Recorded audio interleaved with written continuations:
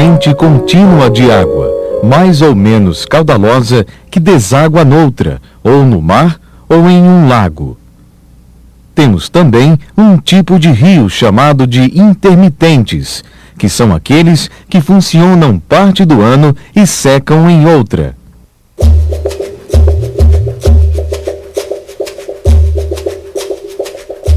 O rio Potengi tem sua provável nascente no município de Cerro Corá, no estado do Rio Grande do Norte. Há registros documentais que sua nascente está entre as serras da Apertada Hora e do Doutor, mas há questionamentos recentes de que a nascente do rio seria na Serra de Santana.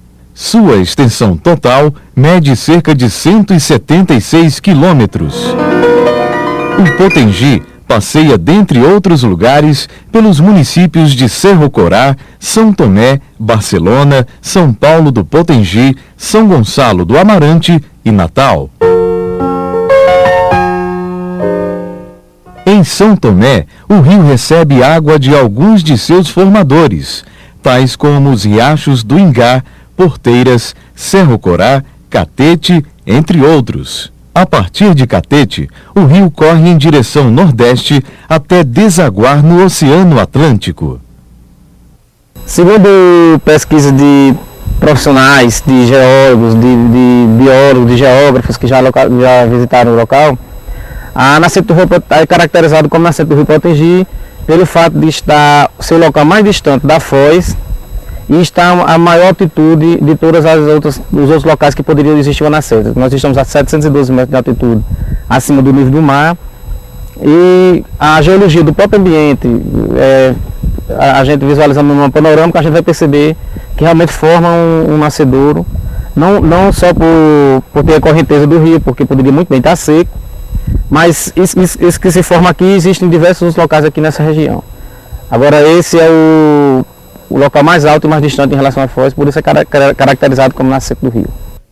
Ele surge como pequenas gotas d'água que brotam do chão e vai seguindo seu curso, percorrendo terra fora, se avolumando, ficando mais forte, dando origens às pequenas cachoeiras, aos lagos, até ser rio de fato.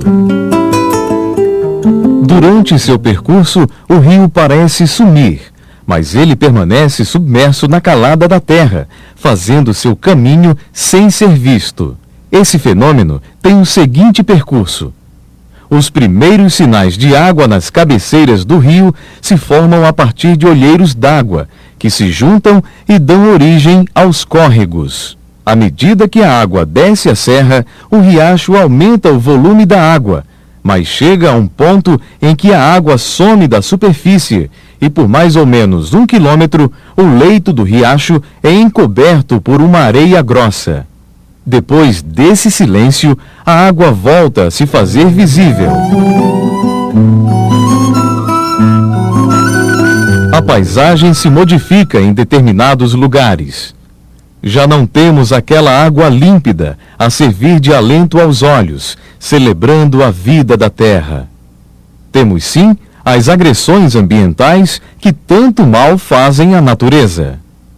A quantidade de elementos que provocam modificações ambientais é grande.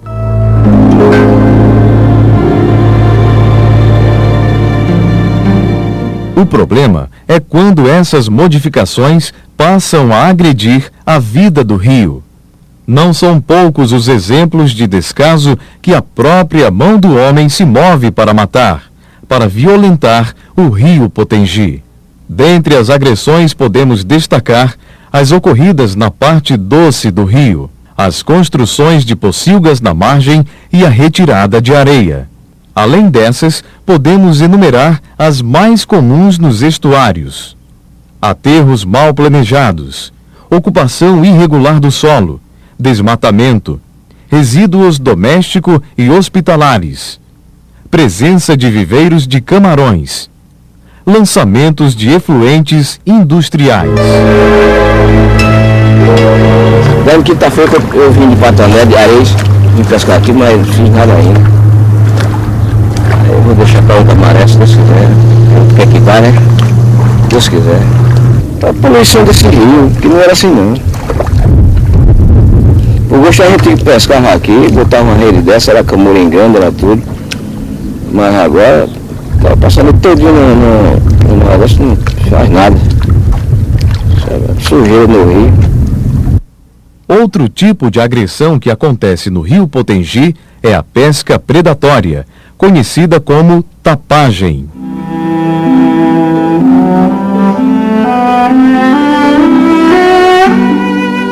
Estas redes servem para capturar os peixes de forma predatória, pois quando a maré está alta, uma grande variedade de espécies aquáticas penetra nos manguezais.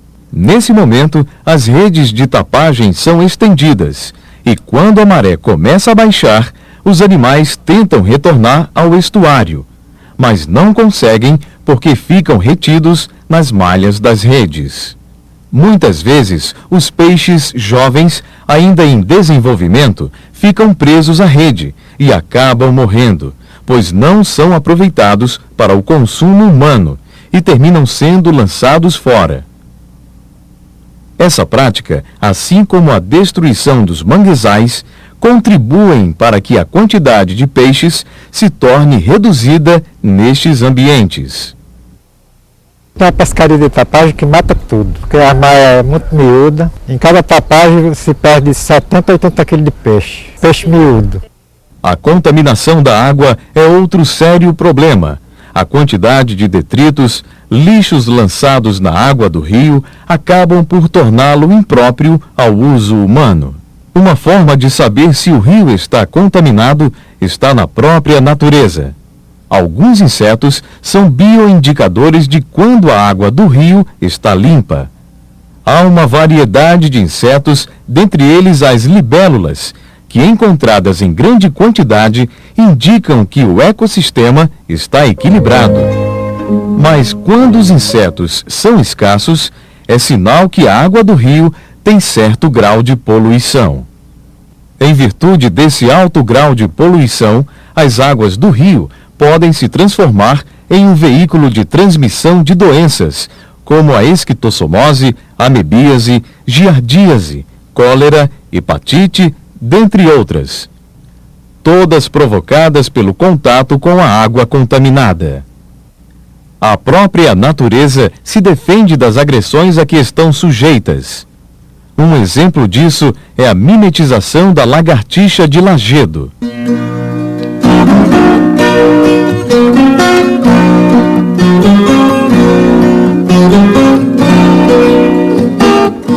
O lagarto passa por um processo de camuflagem para se proteger dos possíveis agressores. Infelizmente, a força da poluição causada pelo homem ultrapassa a capacidade de depuração dos detritos lançados ao rio. O rio Potengi serve ainda de cenário para a atividade econômica. Podemos ver ao longo do curso do rio plantações de batata doce, feijão, coqueiros, capim de planta, algaroba, palma, etc. Outras atividades são desenvolvidas ao longo do rio, como a pesca e o próprio turismo.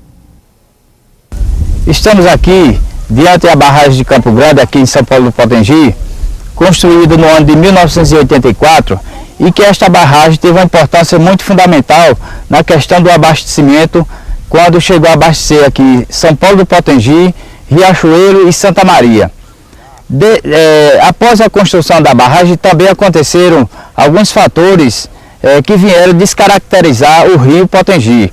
No caso, por exemplo, antes da barragem, o rio Potengi era, principalmente aqui no setor de São Paulo do Potengi, era muito importante economicamente a questão do plantio da batata doce, que abastecia aqui a região por completo, e que após a sua construção também aconteceram outras evoluções economicamente, como por exemplo